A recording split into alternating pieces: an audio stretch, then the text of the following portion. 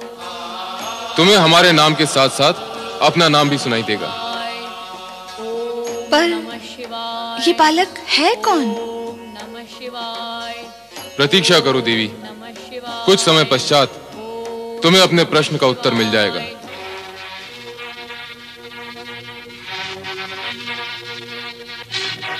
क्यों री, तू तो अपने पुत्र को लेने गई थी, फिर अकेली क्यों चली आई? हाँ? तेरा चोर बेटा अब वापस आएगा? हाँ? गाय के थन में मुंह लगा के कहीं पे दूध पी रहा होगा। नहीं, वो गया तो जा, अब तू भी चली जा। चल, निकल जा यहाँ से। अरे तारा, निकल कर कहाँ जाएगी मेरी बहन? कहीं भी जाए, हमें उससे क्या? एक तो इसका पुत्र उपमन्यु कहीं चला गया, वो उसी दुख में दुखी है। दूसरा तुम उसे निकालोगी तो स्थिति क्या होगी इसकी? तुम्हें इसकी और इसके पुत्र की बड़ी चिंता है, मेरी काली गाय की नहीं। उसका कोई दुख नहीं। तारा, गाय तो मूल्य देकर भी मिल जाएगी, पर क्या पुत्र मूल्य देकर भी मिलते हैं? मेरी बहन कहीं नहीं जाएगी, वो यहीं रहेगी। भूले भटके से जिस दिन भी इसका पुत्र मिल जाएगा, उस दिन से ये यहाँ नहीं रहेगी, समझे? हाँ? तारा! भैया, उपमन्यु। ओम नमः शिवाय, ओम नमः शिवाय, ओम नमः शिवाय, ओम नमः शिवाय, ओम नमः शिवाय, ओम नमः शिवाय, ओम नमः। आंखें खोलो उपमन्यु, आंखें खोलो। ओम नमः शिवाय। देखो कौन आया तुम्हारे सामने। नमः शिवाय, ओम नमः शिवाय। आंखें खोलो उपमन्यु। नमः शिवाय। उपमन्यु, त्याग करो इस कठिन तपस्या का। तुम्हारी आयु तप करने की नहीं, सुख भोगने की है। नमः शिवाय। आंखें खोलो उपमन्यु।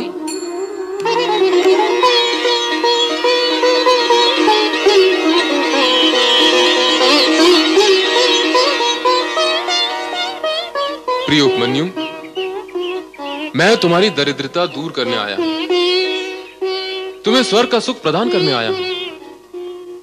ऐसा सुख जिसकी तुमने कभी स्वप्न में भी कल्पना नहीं की होगी। आप स्वर्ग के राजा इंद्र महाराज हैं? हाँ, स्वर्ग का अधिपति देवराज इंद्र हूं मैं। आपको अनेकानेक प्रणाम।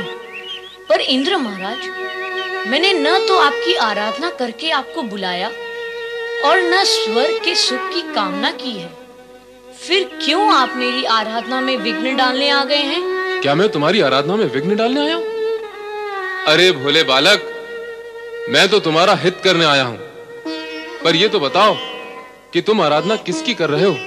देवों के देव भोलेनाथ भगवान शिव की। अरे अरे अरे अरे, उस भभूतधारी भूतनाथ की आराधना कर रहे हो तुम? इंद्र महाराज, मैं यदि कहूँ कि बड़ों का नाम बड़े आदर से लेना चाहिए, तो आपको लगेगा यह बालक बड़ों के सामने बड़ी बातें कर रहा है। आप तीनों लोकों में पूजे जाने वाले भगवान शिव का नाम छोटे मन और खोटे शब्दों से ले रहे हैं। अरे, बालक होकर बड़ों की भांति तर्क करता है। सत्य को समझने की ना तेरे पास आयु है, ना अनुभव, फिर ज्ञान कहां से होगा? मैं तेरा हित सोच रहा हूँ बालक। मेरा हित सोचने के लिए भगवान शिव को अपशब्द कहना क्या आवश्यक है इंद्र महाराज? नहीं उपमन्यु, उन्हें अपशब्द कहना मेरा अभिप्राय नहीं। मेरा अभिप्राय तो केवल इतना है कि तुम्हें यह ज्ञान दे सकूं कि शिव की आराधना में अपना समय नष्ट न करो। तुम्हें तनिक भी लाभ होने वाला नहीं है। तुम स्वयं सोचो, जिसके पास भभूत के अतिरिक्त अन्य कुछ भी नहीं है, वो तुम्हें क्या देगा? देने लेने का विचार तो व्यापारी करते हैं इंद्र महाराज, आराधना करने वाले आराधक नहीं। मेरी माता और स्वर्गीय पिता ने मुझे यही ज्ञान दिया है कि इस जगत में शिव से श्रेष्ठ अन्य कोई वरदाता है ही नहीं, और माता पिता का दिया हुआ ज्ञान कभी असत्य नहीं होता। वो शमशान वासी और श्रेष्ठ वरदाता? किस भ्रम में पड़े हो उपमन्यु? मेरे भ्रम के कारण आप क्यों चिंता में पड़े हैं इंद्र महाराज? अपना भ्रम मुझे प्रिय है। आपसे विलंब प्रार्थना है कि आप यहाँ से चले जाएं और मुझे शिव आराधना करने दें। अरे निर्बुद्धि, तू तो ज्ञान शून्य और अनुभव शून्य है। तुझे तो ज्ञान ही नहीं है कि शिव कभी किसी का कुछ हित नहीं करता। मैं स्वर्ग का सम्राट, देवताओं का राजा, स्वयं तेरे पास आया हूं तेरे दुख निवारण के लिए, तुझे स्वर्ग ले जाने के लिए, स्वर्गीय सुख सुविधाएं प्रदान करने के लिए। और तू है कि अपनी हट पर अड़ा हुआ है। अरे मूर्ख बालक, बड़े बड़े ऋषि मुनि और ध्यानी ज्ञानी भी निरंतर कठोर तपस्या करने के पश्चात स्वर्ग की एक झलक तक नहीं पा सकते, और मैं तुझे वहां का स्थान और सुख उपलब्ध करवा रहा हूँ। इंद्र महाराज, आप तो अपनी गरिमा भी भूल गए। अब मुझे तो लाज आती है आपसे कुछ कहते हुए। आपको उत्तर देने के लिए यदि मेरे शब्दों में कठोरता आई तो उसका प्रभाव मेरी आराधना पर पड़ेगा। कहो तो, तुम कहना क्या चाहते हो? यही कि आपने मुझे क्या कोई भूखा या लोभी पक्षी समझ लिया है, और क्या आपका स्वर्गीय सुख कोई दाना है जिसे आप बार बार मेरी ओर फेंक रहे हैं ताकि मैं उसे चुग लूं और भगवान शिव की आराधना से विचलित होकर लोभ से भरे आपके सुखजाल में फंस जाऊं? नहीं, ऐसा नहीं होगा। अब आप चाहे रहे अथवा जाएं, मैं अपने आराध्य भगवान शिव के चरणों में जाता हूँ। ओम नमः शिवाय, ओम नमः शिवाय। हे भक्त, अब आरंभ होती है तेरी भक्ति की अग्नि परीक्षा। नमः शिवाय, ओम नमः शिवाय,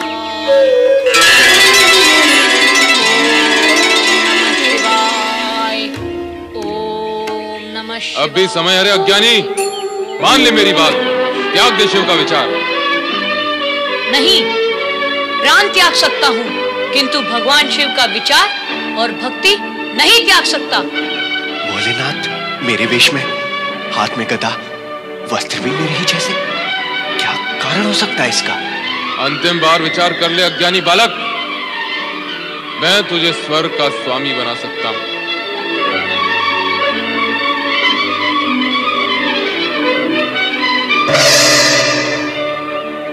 नहीं चाहिए मुझे स्वर्ग, मुझे केवल शिव दर्शन चाहिए, शिव चरणों का प्रसाद चाहिए। बोलो, दिला सकते हो? नहीं, बस तुम मुझे क्या शिव दर्शन कराओगे? मैं स्वयं शिव को प्रसन्न करूंगा। ओम नमः शिवाय,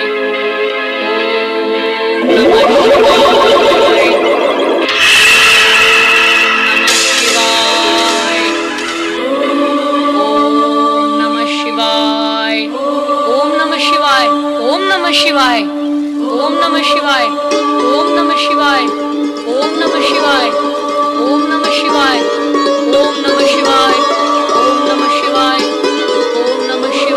ओम नमः शिवाय, ओम नमः शिवाय, ओम नमः शिवाय, ओम नमः शिवाय, ओम नमः शिवाय, ओम नमः शिवाय, ओम नमः शिवाय, ओम नमः शिवाय, ओम नमः शिवाय।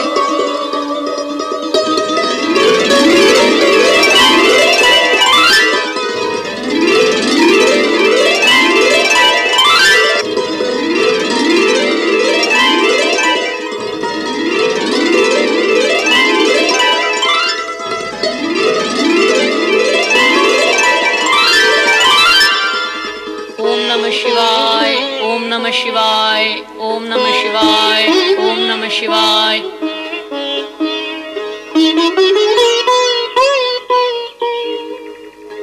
ओम नमः शिवाय, ओम नमः शिवाय,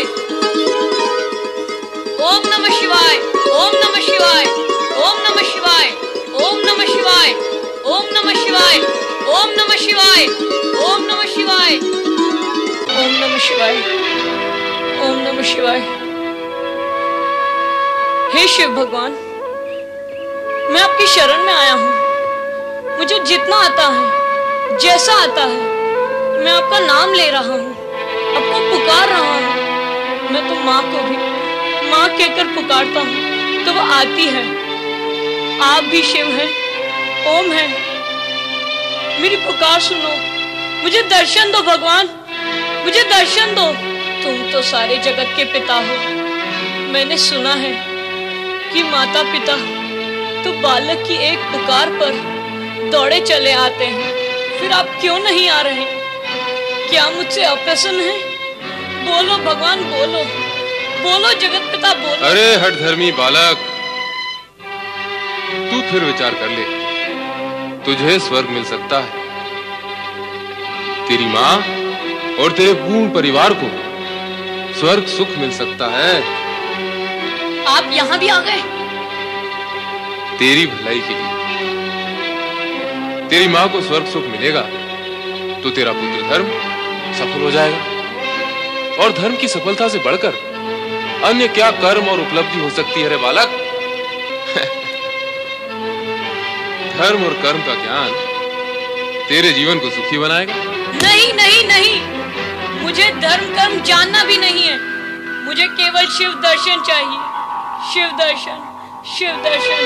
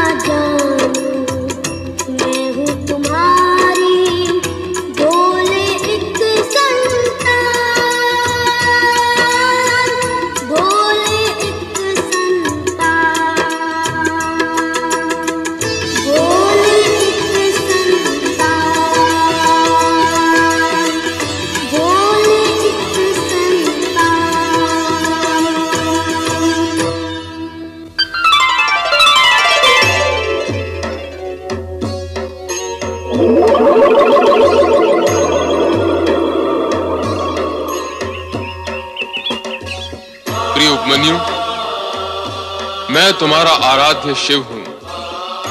आंखें खोलो पुत्र, आंखें खोलो।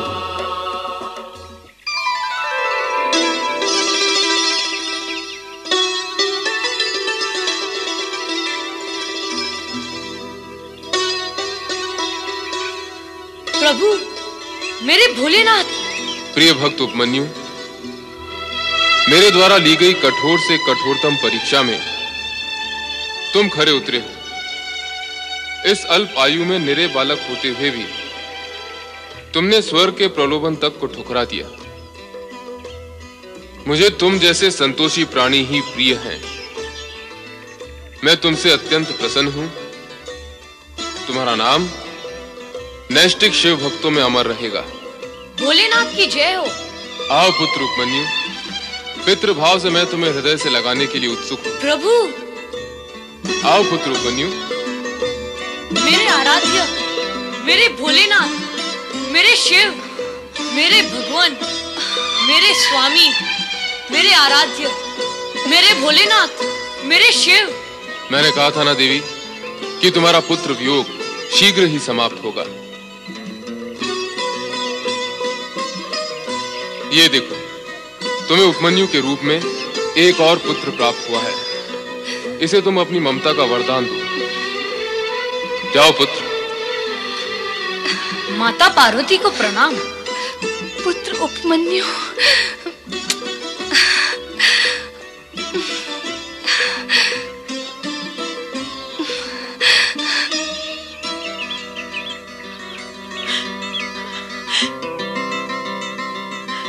पुत्र उपमन्यु, पुत्र। माँ, कहाँ था रे तू?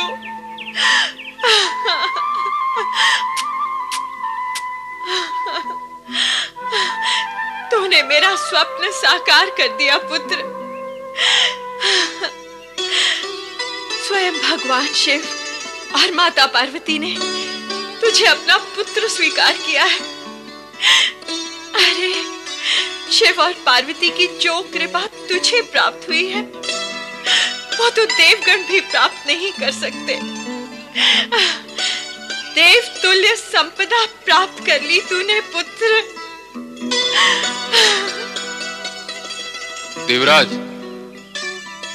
आज तो आप प्रसन्न मुद्रा में हैं, किंतु इससे पूर्व जब आप आए थे तब आपके मुख पर भय और चिंता व्याप्त थे। भगवान, एक तो देवर्षि नारद की सूचना, तत्पश्चात स्वयं मैंने सुना था कि आप उपमन्यु को स्वर्ग का स्वामी बना रहे हैं। उसे स्वर्ग का स्वामी बनाने के लिए स्वर्ग के पूर्व स्वामी अर्थात मुझसे स्वर्ग का हरण होना भी तो आवश्यक होता। इसीलिए मैं दुविधा की स्थिति में था। सत्य तो यह है देवराज कि नारद ने आपको भ्रमित किया और आप यहां चले आए, किंतु जो कुछ आपने देखा और सुना वो भी सत्य नहीं था।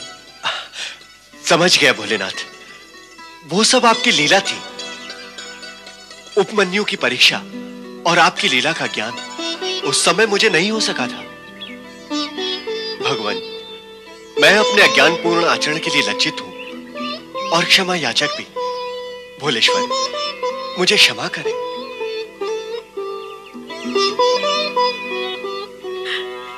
माता पार्वती और भगवान शिव को मेरा प्रणाम। भगवान, मेरे पुत्र उपमन्यु ने दरिद्रता में जन्म लिया और दरिद्रता में ही पला। इसने घोर कष्ट सहे हैं दीनानाथ। सुख के नाम से तो कभी इसका परिचय ही नहीं हुआ। दूध पीने की इसकी इच्छा मैं कभी पूरी नहीं कर सकी। भगवान, देविका, तुमने अपने पुत्र से कहा था कि शिव की आराधना करने से उसे दूध का सागर प्राप्त होगा। तुम्हारी इसी वाणी को सत्य प्रमाणित करने के लिए हम इसी समय उपमन्यु को क्षीर सागर प्रदान करते हैं, जो कभी भी समाप्त नहीं होगा। आओ मेरे साथ।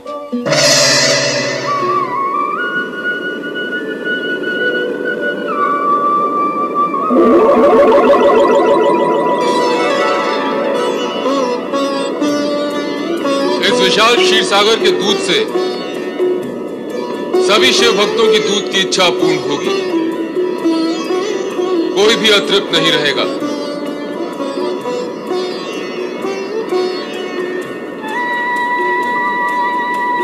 पुत्र, मैं तुम्हें अक्षय वरदान देती हूँ कि तुम चिर कुमार रहकर शिव भक्ति तथा ज्ञान के प्रकाश द्वारा जन जन में भक्ति और सद्भावना का प्रचार प्रसार करते रहोगे। प्रभु, अब उपमन्यु को आप ऐसा अक्षय वरदान दें जो अद्भुत हो। पुत्र उपमन्यु, तुम योग विद्या में पारंगत होकर अपने असंख्य शिष्यों को योग विद्या प्रदान करोगे। वेदों सहित समस्त ब्रह्म विद्या तुम्हें सहज ही प्राप्त होगी तथा जगत की सर्वश्रेष्ठ समृद्धि इच्छा मात्र से ही तुम्हारे सामने प्रकट होगी। तुम जगत के परम संतोषी प्राणी माने जाओगे।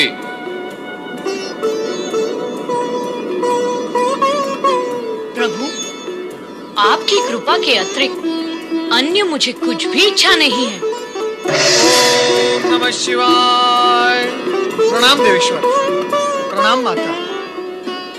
आपके दर्शन हुए और क्या देवर्षि? और यही माता कि आपके साथ साथ आपके इस भाग्यशाली पुत्र के भी दर्शन हो गए, जो भाग्य के विषय में देवगण से अधिक भाग्यशाली सिद्ध हुए हैं। हाँ नारद, उपमन्यु के रूप में पार्वती को एक और पुत्र की प्राप्ति हुई है। केवल माता पार्वती को? नारायण नारायण। प्रभु, माता पार्वती जिसकी माता है उसके पिता भी तो आप ही हैं। आप दोनों को पुत्र प्राप्ति के लिए बधाई हो। तुम्हारी बधाई तो हम ग्रहण कर लेंगे नारद, किंतु तुम्हारी लीला अत्यंत कष्टकारक होती है। मेरी लीला? नारायण नारायण। हे त्रिकालदर्शी, लीलाकारी तो आप हैं। मैं कहाँ ये लीला वीला जानता हूँ। जानते ही नहीं, तुम लीलाएं करते भी हो। तुमने हमारा इंद्र रूप देखकर इंद्र को भयभीत कर दिया था। देवराज इंद्र की सभी इंद्रियां डामाडोल हो गई थी। वो सब कुछ तो अब सिमट चुका है, किंतु अब उपमन्यु को हमारे पुत्र के रूप में देखकर तुम कहीं कार्तिकेय और गणेश को भ्रमित मत कर देना। नारायण नारायण। कहाँ देवराज इंद्र और कहाँ आप दोनों में धरती आकाश जितना अंतर है, तो मेरे आचरण में भी आप दोनों के प्रति अंतर अवश्य होगा। प्रभु, मेरा विचार है अब आपसे आज्ञा लेनी चाहिए। हम भी साथ चलेंगे नारद। हमारा आशीर्वाद सदा तुम्हारे साथ है उपमन्यु।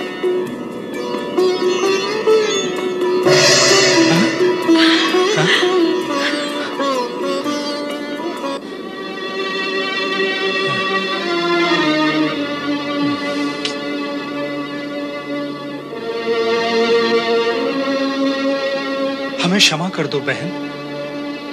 मैंने तुम्हें कभी भी कष्ट देना नहीं चाहा, फिर भी मैं तुम्हारा दोषी हूँ। मुझे क्षमा कर दो बहन। नहीं भाई, सारा दोष तो मेरा है, अपराधिनी तो मैं हूँ। तुम दोनों को मैंने बहुत दुख दिए हैं। अपने पिता की संपत्ति पर गर्व करके आप सब लोगों का मैंने अपमान किया। मुझे क्षमा कर दो देविका बहन, मुझे क्षमा कर दो। मामा जी और मामी जी, आप दोनों व्यर्थ ही चिंता कर रहे हैं। जो कुछ हुआ, जो हो रहा है और जो होगा, वह सब भगवान शिव की कृपा से हुआ है। वे मेरी परीक्षा ले रहे थे। वे अप्रत्यक्ष परीक्षक थे और आप प्रत्यक्ष। परीक्षा पूर्ण हो चुकी है। अब आप अपने आप को दोषी न माने। सब प्रसन्न हैं, आप भी प्रसन्न रहिए। मेरी तो भगवान शिव से यही प्रार्थना है कि आपको भी वही सुख संपत्ति प्राप्त हो जो आपको कभी सुलभ नहीं हुई।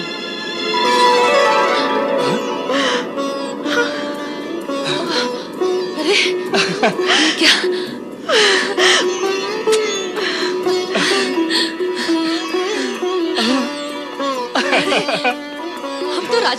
गए और अपना बेटा राजकुमार। ये तो अपने प्रिय उपमन्यु की वाणी का ही चमत्कार है।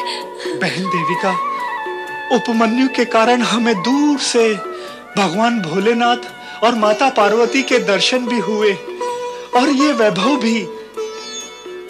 हमारे लिए सुख वैभव की इच्छा कर हमें सब कुछ प्रदान करने वाला स्वयं इस साधु वेश में क्यों? इसलिए मामी, अब मैं और माँ आश्रम बनाकर भगवान शिव की आज्ञानुसार ब्रह्म विद्या का प्रचार करेंगे। ओम नमः शिवाय। ओम नमः शिवाय।